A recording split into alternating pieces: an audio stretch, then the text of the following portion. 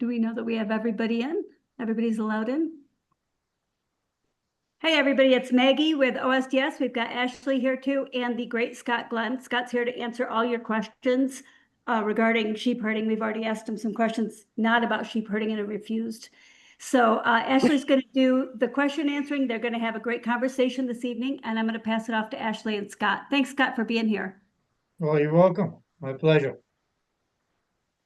All right. Thank you, Scott. My first question for you is going to be, I just want to know, how did you even get into the sport? Who was your first dog and where did you Well, how I got into it? How I got into it is I was on a cattle ranch. I was raised on a cattle ranch when I was, I don't know, maybe I forget how old I was when I decided I'd get a few sheep and went to see, saw it advertised on TV that there was a sheeporama, a sheep shearing demonstration and such, everything to do with sheep, about 60 miles from me in the city, and at a festival. So I went and saw it, and there was a dog demo on the way to the sheep shearing demonstration, and I got stuck watching that and missed the sheep shearing demonstration. um and did you have a dog already at that time? No, well, I did, yes, and I found out the guy that did the demo, his name from a fellow that helped organize that sheep expo, and he put me in contact with him. So I called him, and it was a dead of winter, and he was about 7 hours north of me, and I asked if he could train my dog because I tried a little bit, but I had no idea. And so I called him, and he said, "Well, come on up," and he charged $200 a month at that time. And so I went up there with $200 in cash. Figured he'd want to be paid in advance probably. And he looked at my dog, and he was very kind, but basically he wasn't much good he was a little bit of help on the ranch, but that's all, very little. A good buddy, but not much talent. And so he showed me, that's right. When he talked to me on the phone, first quizzing me about my dog, he asked if he had any eye. And I said yes, but I knew that little. I thought I wouldn't send you a blind dog. I thought so. Anyway, he looked at my dog when I got up there. He was kind enough to say I can probably get something done with it, but I'll show you what I mean. A dog that's got some eye and some instincts. We had an 8-month-old dog and a 9-month-old dog, and showed me each of those in turn, and I could see the difference immediately. And they knew nothing, just the talent, just the instinct. And he wanted $500 for one and $400 for the other. So I asked him if he'd let me take that dog home and mail him the other 200 that I didn't have with me. So he sent me home with that and a little training pamphlet by Elizabeth Barber Carpenter, the late great Elizabeth Barber Carpenter. Well, off I went. That's very neat. I didn't ever know that. Did you end up trialing with that dog? I did. Yep. I went to trial him that next spring. Because I mean, I was all keen, and any waking moment that dog got trained, according to the pamphlet. Yeah. Yep. And right. That next, yeah, I guess summer probably. It was probably July. I think that his trial was always July, the fellow that I bought the dog from. So, and I did that, entered a clinic at that same time. He talked me into going to a clinic, and I did the clinic. I don't know if, I knew that little. I don't know if I picked up much or not, but it was a nice clinic, and the only snag was I had my dog on reverse commands. Come by was to the right, and away to me was to the left. At least he had commands on him. That's at least. Oh yeah, he had good commands on him. I trained about both my next 4 dogs. I trained like that too. And did you get your next 4 dogs from that same guy?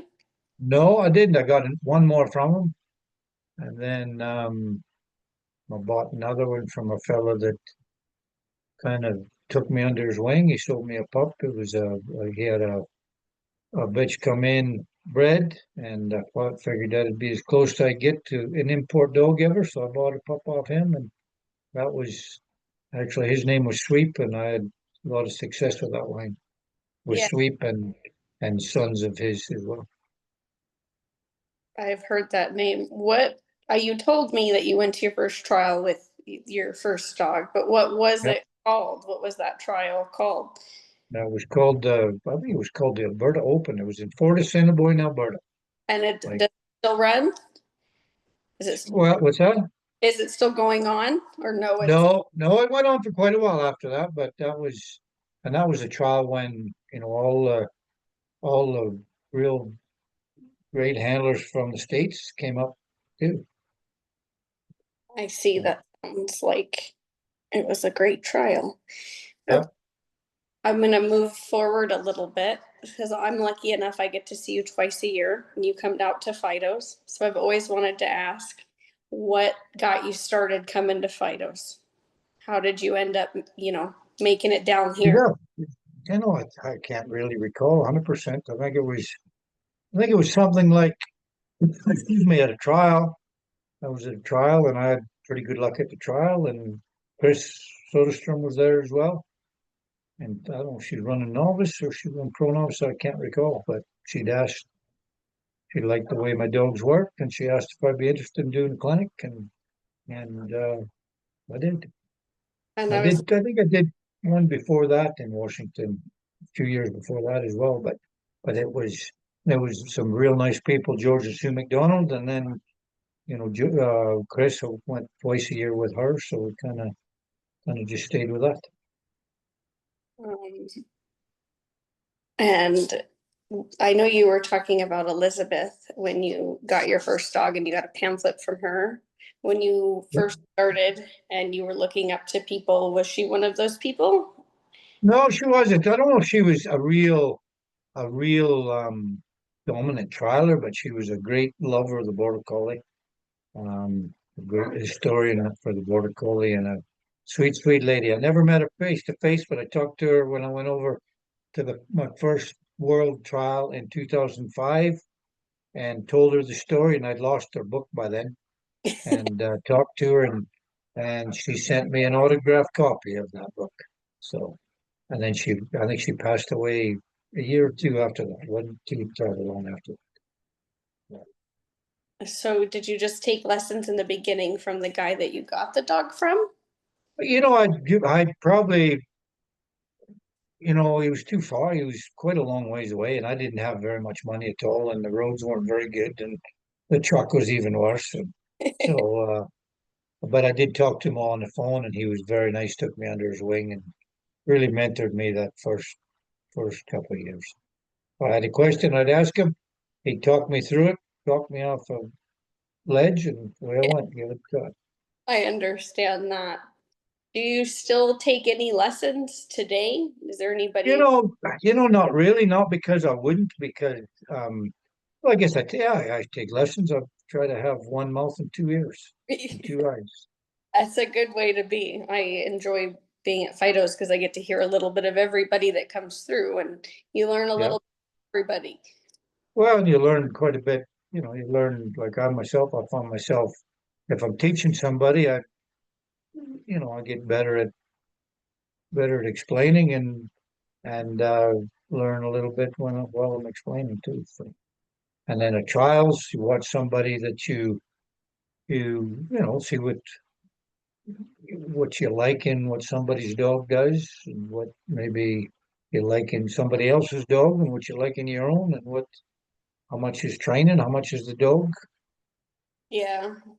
I'm sure it's a little bit easier the further along you get in it, but sometimes it's hard to tell if it's the handler or the dog, but sometimes the teams just look so great out there that, Yeah, yeah. yeah, Well, probably, I think generally, there's always talk about if it wasn't that certain handler, they wouldn't be as good.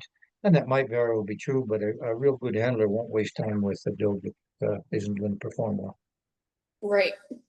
Another question about trialing. What do you do if you get nervous? And do you still get nervous today?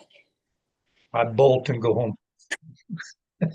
Oh, no, you No, don't get nervous then. no, Fair.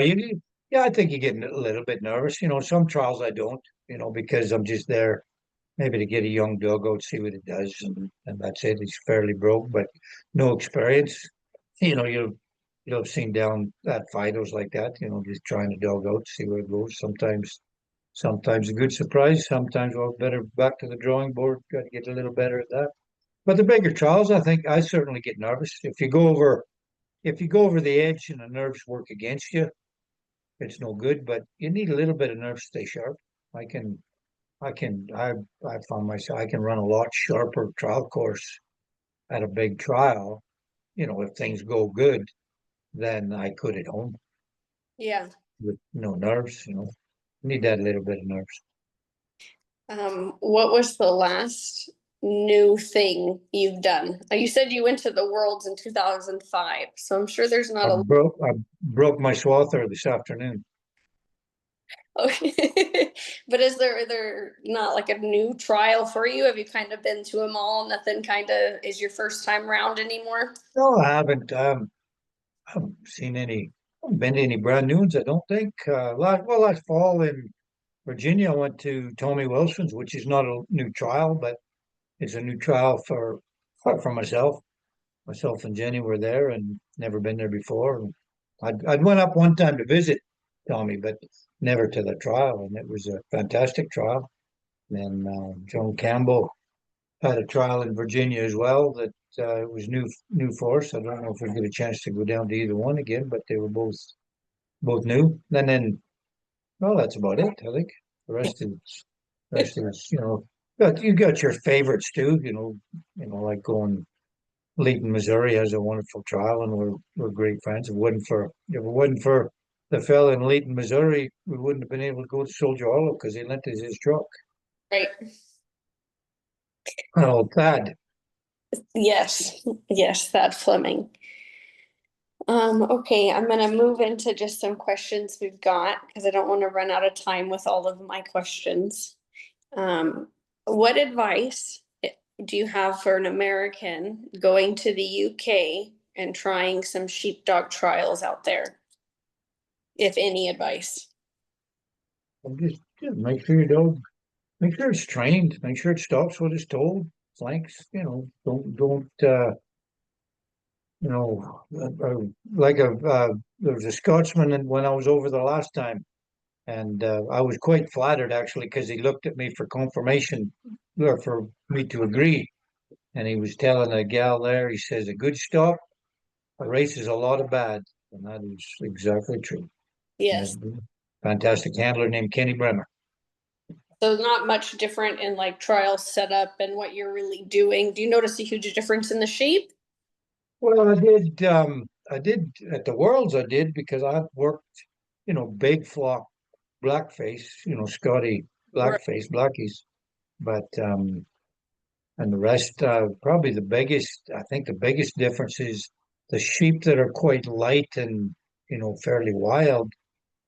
They seem to still know how to move off the dog. You get to say Maker here, they might be wild sheep, maybe not quite as wild as they used to be, but a lot of the range sheep, they're wild, but you have to overflank your dog so far to get them to react, and then they react too much the other way, and so that was different. It would be easy to you couldn't overflank your dog, and it been same as here, doing well.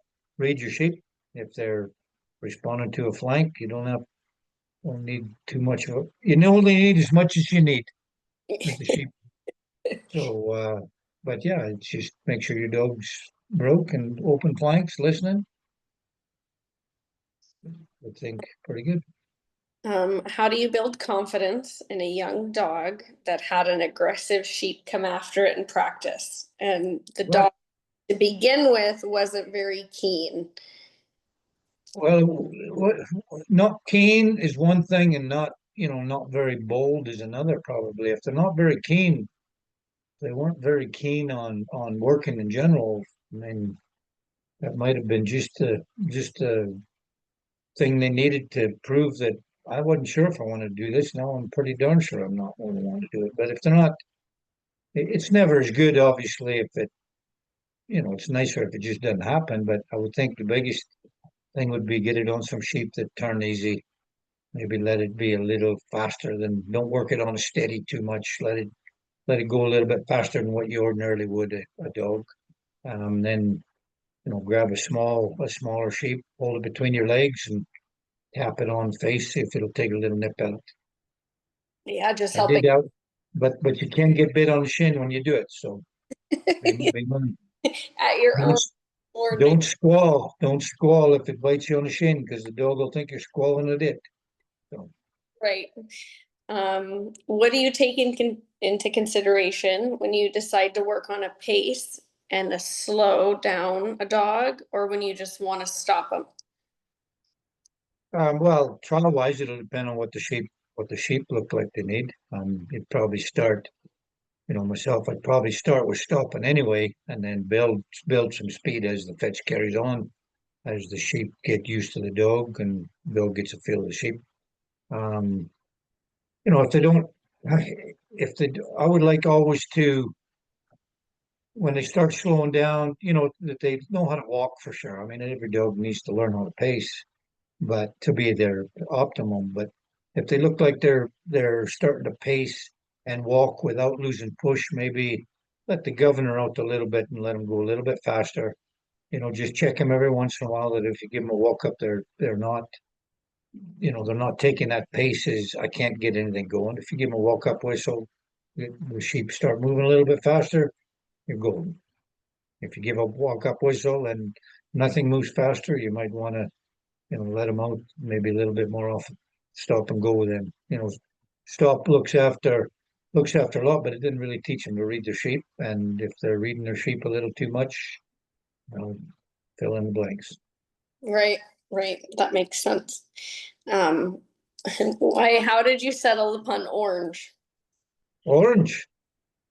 It's the new black. Oh, no, I don't really know. Somebody was asking me that at the clinic not too long ago, and it's not even my favorite color. It just kind of got going, and then it just become. Then somebody give me an orange shirt, or they give me Right, another orange cap, or they give me, it just, and then I just went with it. So now it is orange. So, but it's not my favorite color. right. Wasn't your choice either, really. No, but it makes my eyes stand out. I can always spot you across the field, I'll tell you that. Yes, yes. They There's Job who did a lot of the fundraising and a lot of the organizing for the Canadian team for the Worlds in 2023. Um, and she got nice black hats with Pip actually as the logo for the Canada team, and she got me an orange one, and I was captain. Which I thought was very sweet of her, but I was captain of the team, and I didn't realize till later. Thank goodness, I'd have been horrified, but apparently somebody was very offended. I wore my orange El Tapete cap there instead of the Team Canada hat because I was bearing the flag. But I had a Team Canada hat on. Chris was just kind enough and thoughtful enough to get me an orange Team Canada hat. Yeah. You could Prices averted. I didn't get chewed out by whoever it was that was insulted. again, wasn't your choice. Orange came to you. Oh no, it was fine, but it was a Team Canada hat. They just thought I wouldn't wear a Team Canada hat, so they were a little offended, and I suppose I could see their point, but it was a Team Canada hat. It was the correct hat. It was just orange. Hmm. All right. How would you help and deal with a dog that has eye and it makes them sticky on a lift, and a lift where they actually have to lift the sheep, not the sheep are just gonna leave like hair sheep. It's one of those things. I think if you let that horse out of the stable, it's difficult to get back in. You can't unring that bell, and they're as easy as just don't ring it. Right. So in other words, just because sheep are so with a young dog, I would not be giving it too much trouble for coming on too fast. If I wanted the more distance, space equals pace. So I would stop the dog. Maybe what do I need next? Maybe a flank to help it stay at balance. One thing I wouldn't do is give it trouble for coming on too fast for a while. Anyway, it just I'll handle around that, make them maybe a little bit, if you will, it's a swear word and it's not really accurate, but make it mechanical for a while. Make it stop when it's told, get it to slow down a little bit, but don't grind it to a pace. And when I say grind, and opposed to, teach it what walk means in relation to the sheep instead of just giving it trouble every time it goes a little bit too fast. You get, train it to read its stock but I mean, a lot of dogs aren't going to read their stock very well. Well, I've got one, she's 4, I'm still waiting. Right. And what if, but like, say for, not stopping it, not giving it trouble, but what if you don't stop it and it does stop? And is there anything you can do? Or just flank it. If don't one thing, don't give it. If you give it a walk up and it doesn't do it, don't continue with walk ups. Do something else. Either Okay, you go up and help it, flank it. Like I think Ricky says, flicky flank, but I mean flank it. Something. Don't let it. Don't let. It's bad enough it doesn't take the first walk up. right, If you give 15, put it this way: if the same thing scenario is happening or similar, and you ask for a come by and you ask for another and another and another and another and they didn't do it, you're not going to think they're getting good at taking a come by. Same with a walk up. 15 walk ups with no walk up, they're really not getting very good at walking up. So closer up, they're easy to move. Let them, maybe bring them in a little bit quicker. right, Get the changing, pace by just get the pace by a little bit more stopping to get some distance. Then slowly work them into what a pace is on sheep that don't make them look foolish right, or or change, don't make them look weak. right.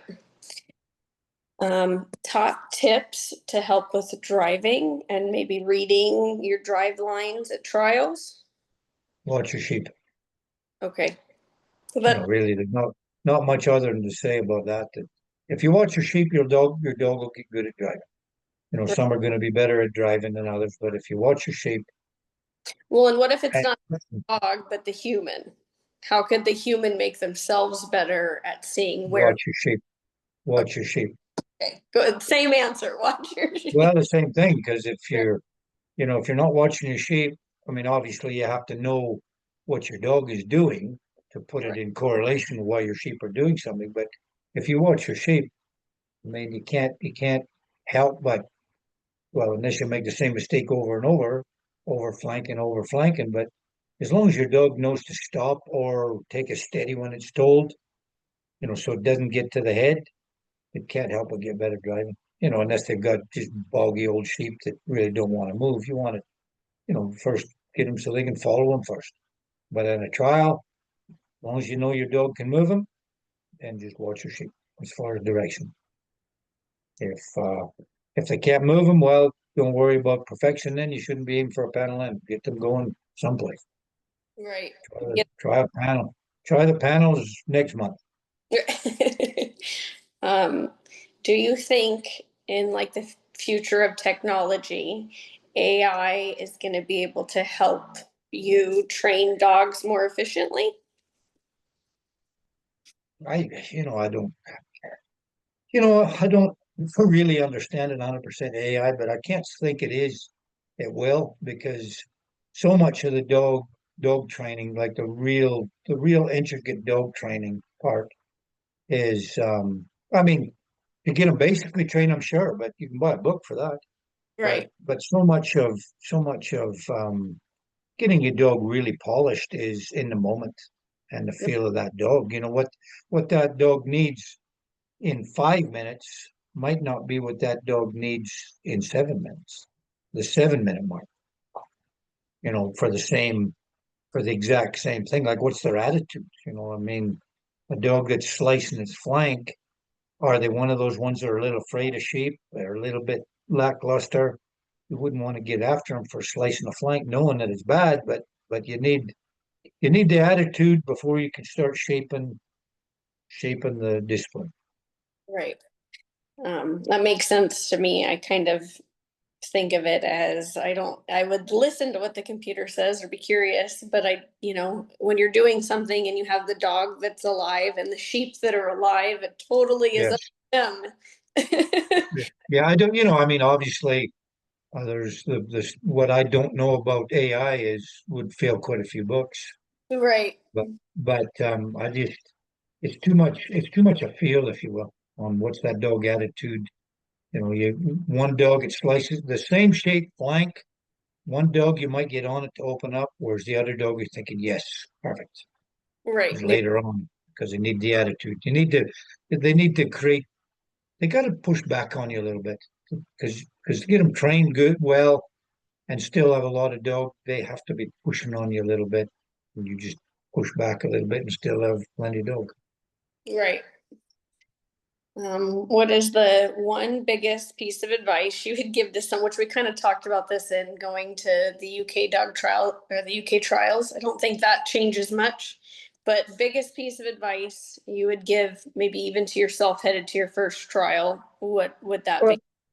well, your first trial or your first big trial, like say, I think there's a few people on the West Coast that are planning on going to the Nationals for their first nursery. So get to as many fields as you can, get to some big fields if you can, because I would think, if Jerry stays, what Jerry usually does, she likes a big course, which is great.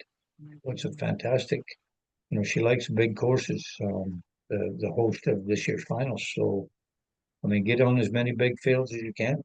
Obviously, that's not possible all the time, but they need the experience to look a little bit farther. It's a little bit, there's dreams of dashed in a hurry when you send your dog and it's going real good and it goes out 200 yards, gets lost, turns in to see where the sheep are, and they're out another 200 yards.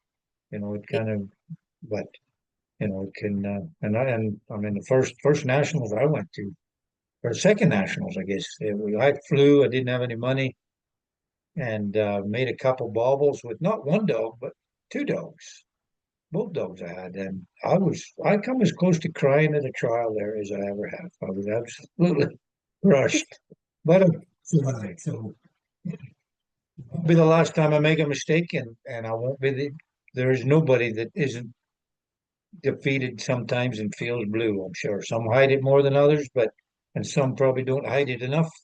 But but it happens. It doesn't matter. The best handlers think can go bad. Best dog things can go bad. Yeah, it's part of, I really enjoy the sport because everybody has an off day. Not everybody's perfect all the time. And No, no. If you knew, well, that's why they have the trial and don't mail the trophies out. you were just talking about for the nationals, it's a big place, a big field, big, course. I'm assuming it will be. I don't know what the field is like for nursery, but I'm thinking, it won't be small, I wouldn't think. Right. Well, and I kind of know that with bigger courses come timing things. Say you can't get to a big field, but I know if you're working a distance away, your timing has to be slightly different. Is there anything you can do to practice your timing, even though Yeah. you're that far? Thing is, I read, it's funny because a couple months ago I was curious just what is the delay. In Right, 400 yards, they said it was about a second delay. That's as the crow flies. right, So I mean, obviously your timing has to be a second before. right, So I mean, and dog has to know its job when it's a far field too. You can't do everything for it. I mean, they better know their job right. right, Knowing their job is one thing, but hoping for the best is quite another when you don't when they need your help. So I right, mean, part of it, your timing.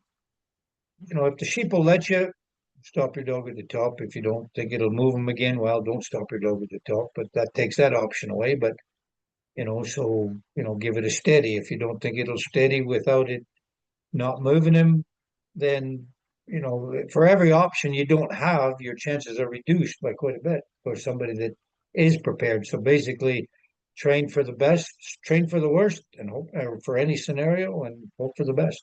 Train for the worst, hope for the best.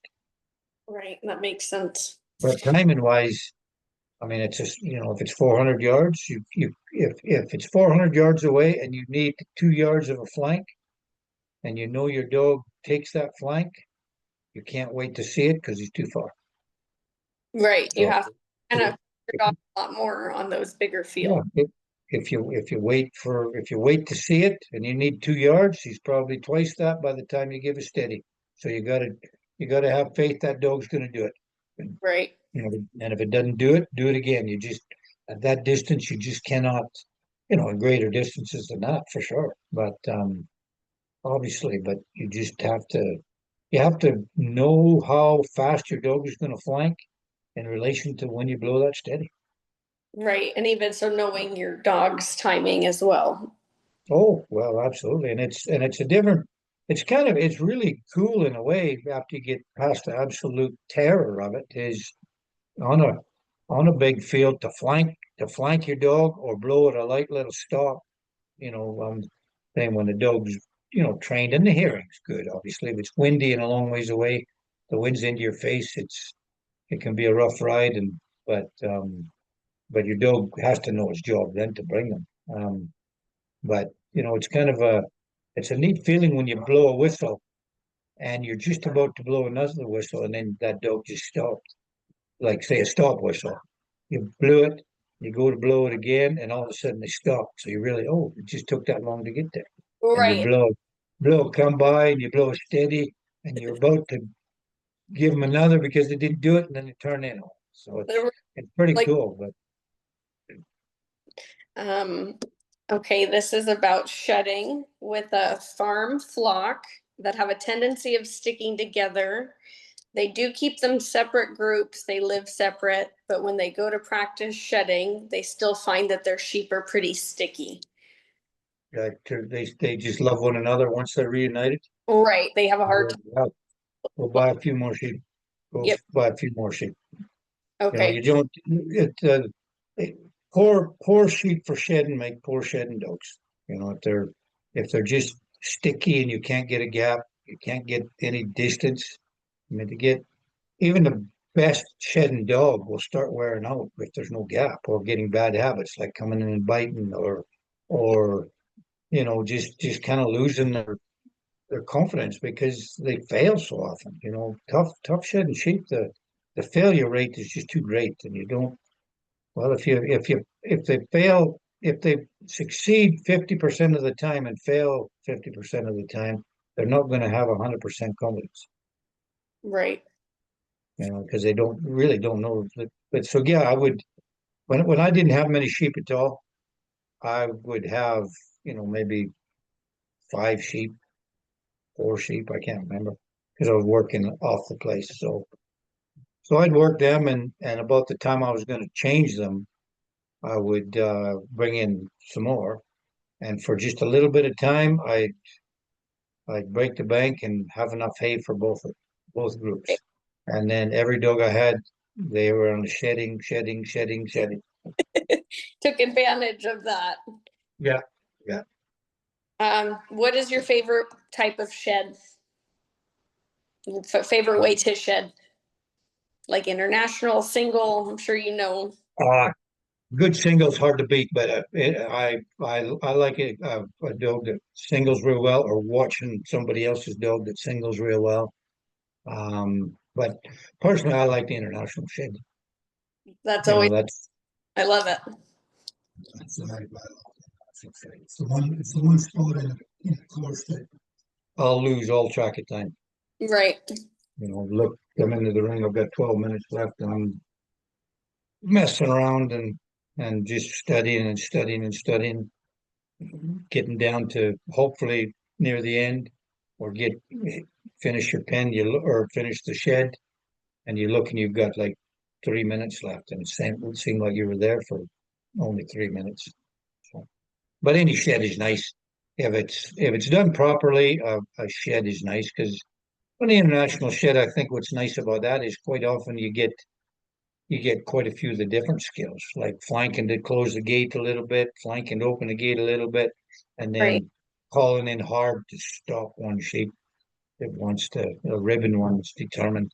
They're just And shedding it's to me, it's about the ultimate in reading your stock, but it's not just direction. It's what sheep wants to go, what sheep can you let go and not let it get too much momentum because you see the other ones wanting to go to. It's just, I really enjoy the international shed. Something I've Well, been good at, and I like it. you really have to have great timing because even a second late of catching a sheep and they're gone. Oh, second late, you regather 'em. Yeah. Right, exactly. Um, what advice do you have for somebody who's just learning how to shed? Easy sheep. Easy sheep. Easy, Make easy sheep. Nice big gaps, 20 yards, it doesn't matter. Just forget about what you see. These broke dogs, or you go to a trial and taking these awesome sheds, just enjoy it. Get success and then whittle it down so you don't have too much of a space. And would you say that you wait for about a 95% success rate before you maybe go try it on a trial where it's that 3 to a single?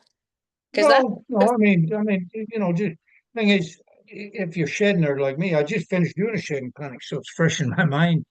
I mean, I think, to me at least, I think too many people, especially with some of the sheep we've got, it's not like the dog flanks and sheep just part. They head, some just hold up. A lot of the sheep, they know what's coming, or they see a dog, so they try harder to keep together. Basically, don't be scared to get in there and make the gap and hold it, and then call your dog in. And then there's more to it than that. But put the competition shed out of your head that you can't go in there. You know, too much man, too much handler right, help, is frowned upon, but in teaching it, use all you can. right. Um, not even just about shedding is this next question, but when you first started, what was the hardest part of the sport for you? Like hardest thing for you to learn that took you probably the longest? You're taxing my memory.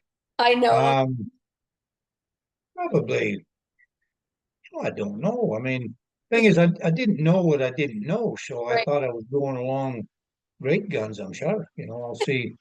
I mean, I still don't know what I don't know, but hopefully I know more than I did then. But I'll see.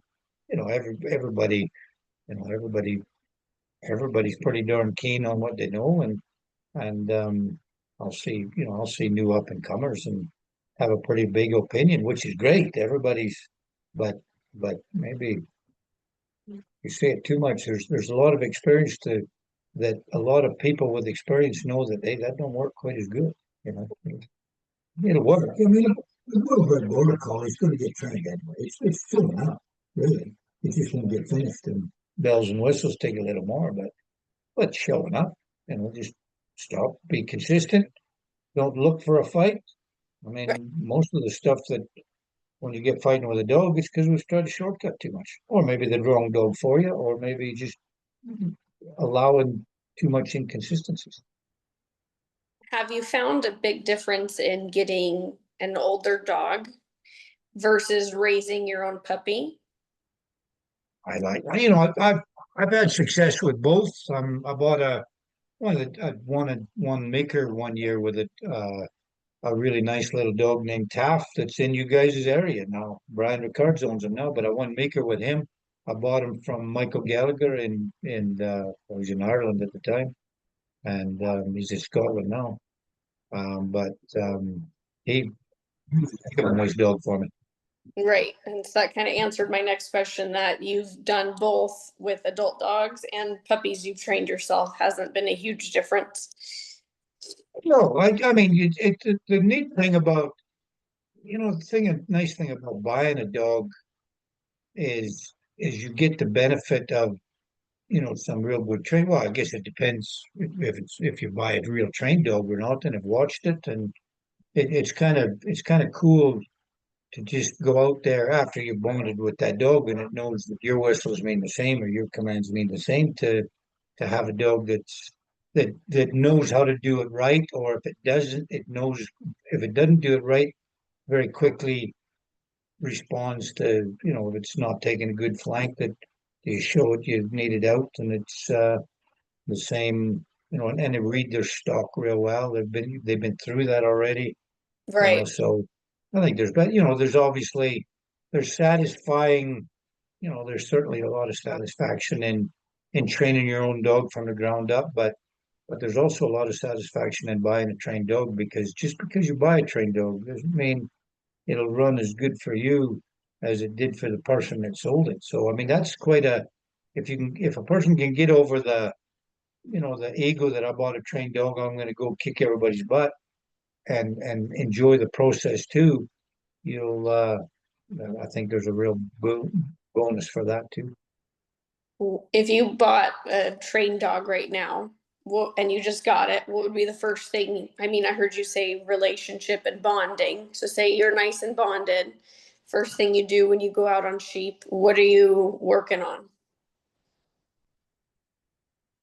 I just wouldn't go too far. And when I say bonding, I mean just that he knows who I am. He recalls, kind of, he knows what a stop is from my voice. Right. Because the real bonding with a trained dog comes from working it on sheep. I think, it's really amazing when a dog's not quite sure, they're a little bit unsure, they're not really warmed up to you 100%. You've spent some time. I mean, some dogs do, obviously, but when they realize you're the giver of sheep and you Right. make sense, that relationship changes off of sheep right away as well.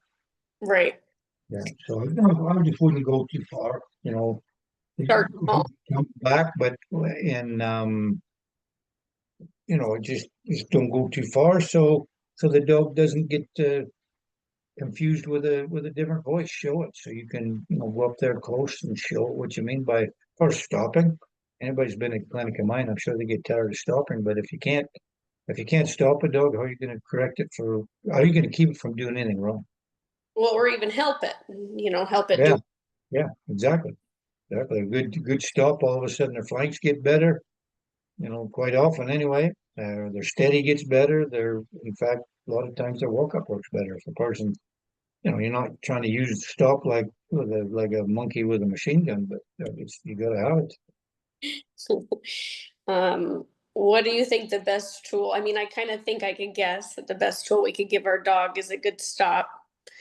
But what do you think we can do for ourselves? What is the best tool we can give ourselves when going out and working dogs? Not even say trialing. Same thing again. A good stop.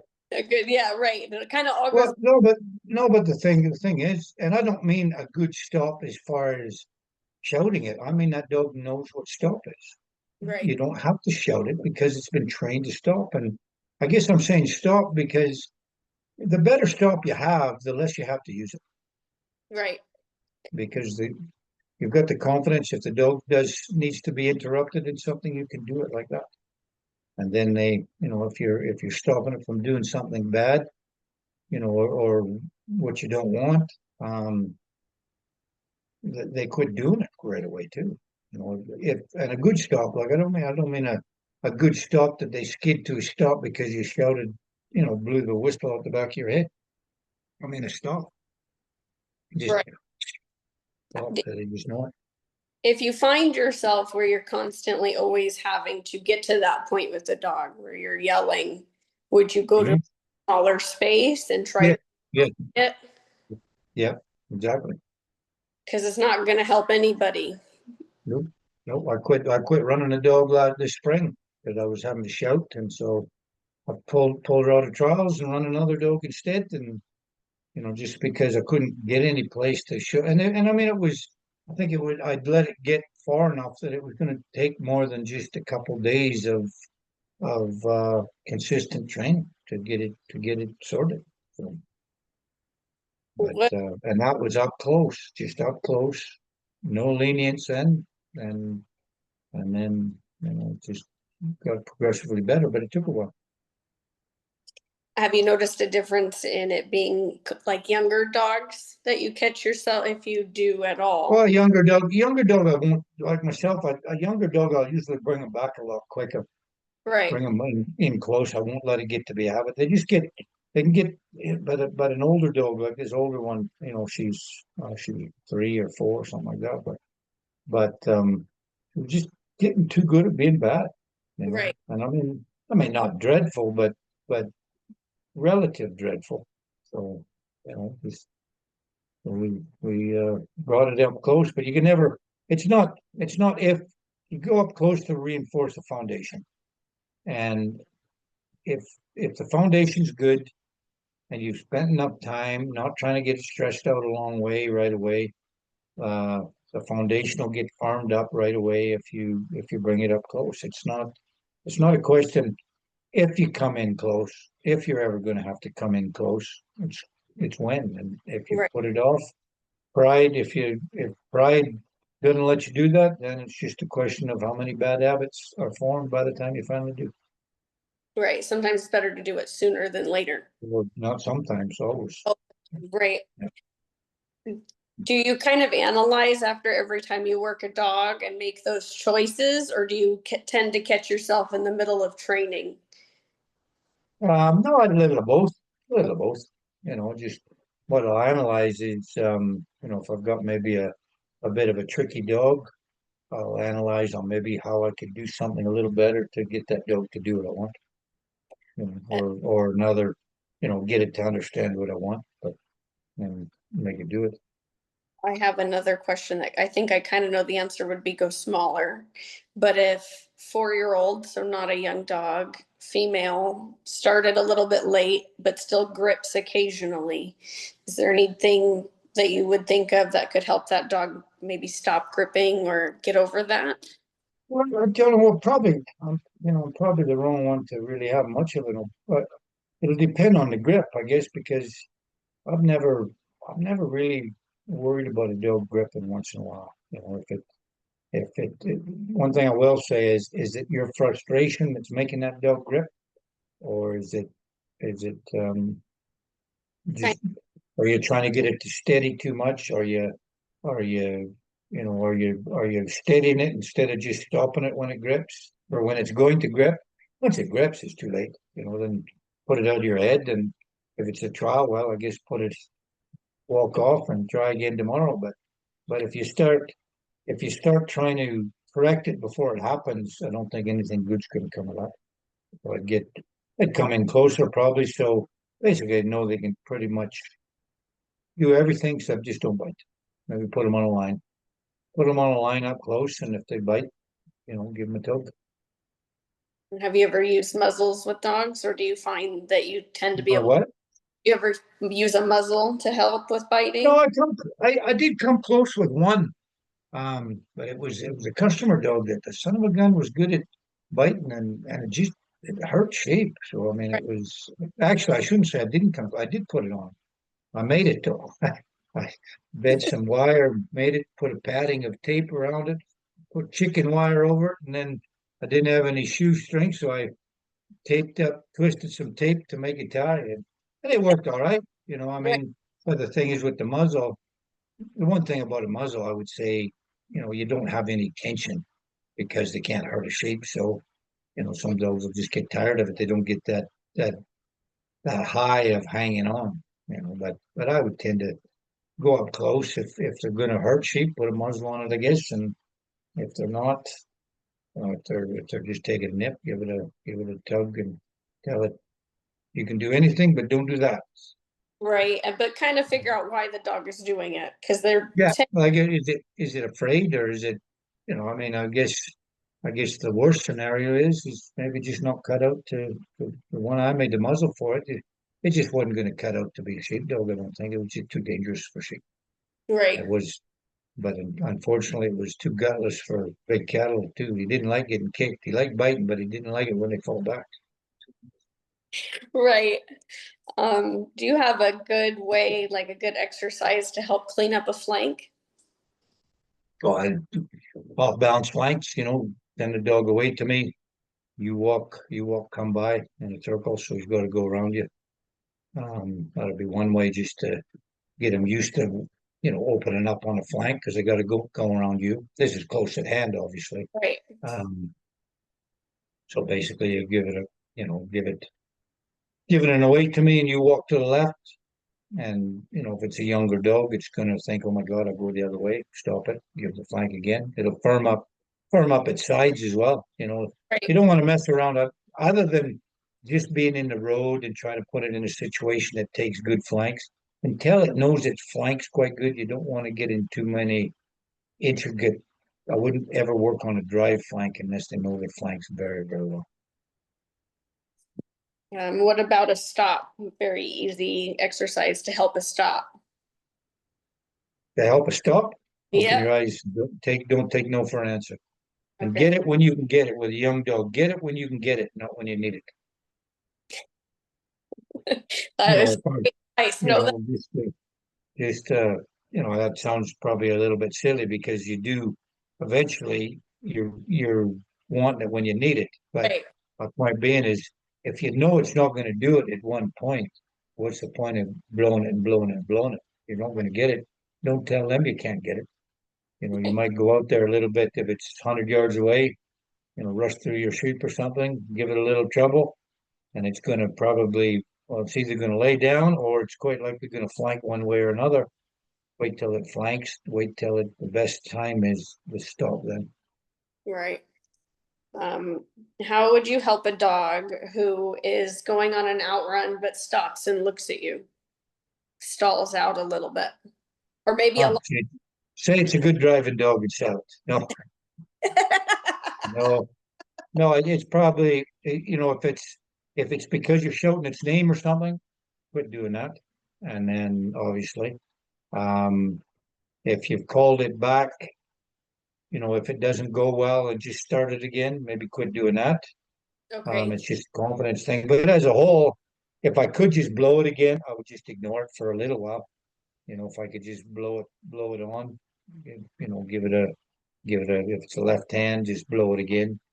Okay. Or another thing is, depending on why it's doing it, go up to your sheep, leave your dog run 200 yards, you go up 50 yards from your sheep, send it. I don't think it'll stop then. Get it used to traveling that far with some confidence before you send it from your feet. Right. Change what you're doing. Make it. Yeah, yeah, And yeah, dog who's driving along and will stop and look at you. yeah. And the other thing is maybe if you're driving with it, you're talking outrunning, though, right? Yeah. Yeah. A little bit of both. Okay. Question is, Well, if it's driving to look at you, you're probably rushing it too much. If you're not getting an outrun, make sure you're not trying to drive with it too. Maybe if it's struggling with an outrun, just take it right off of driving for a week or two. why do you think it would, you obviously think it would help, but why? Because then it's not confusing the two. Yeah, it just farms up. It's okay. It gets to balance. Right. If you're driving, especially, if you're doing it a little early, if you're starting to get on the dog for flanking around on the drive to bring them back and it's doesn't know what the heck you're talking about, then, it not only is looking at you because it didn't know what you're asking, it knows it's in trouble, but not why. And that's a scenario. I'm not saying that's what it is, but the other thing, and then you lose, they're still not driving good, but they've also lost the confidence from getting to 12 o'clock because they've been getting in trouble for that too. So just take them off of driving for a while, a week, a couple days, whatever. But I'm not much on the driving until the dogs know their sides. You don't have to know them 100%, but they have to have a pretty good idea what they are before you get in depth into driving. You might let a dog drive if they're kind of natural driving, but you're not going to start clamping down on them because they're going to turn it into a fetch if they don't know their sides. Okay. What do you think the biggest difference is between an arena trial and a field trial? Well, there's not much feel. There's not much feel required. In fact, it's probably a detriment in an arena trial. It's do as I say in an arena trial. They don't have to. I mean, obviously, a clever dog's going to be a lot more help even then. But a field trial, you can get those sheep going. The dog's got a nice pace on them. They've got a nice feel for them, a nice line going. An arena trial, they just start doing that, and you flank them someplace because you got to change direction. Right. Yeah, Smaller. it's not. Arena trials, I think, are a lot of fun, but they're not gonna. They're gonna make a different type of dog for sure if you were to do it all the time. Okay. And then what about the biggest difference between working cows and sheep? Cows are bigger.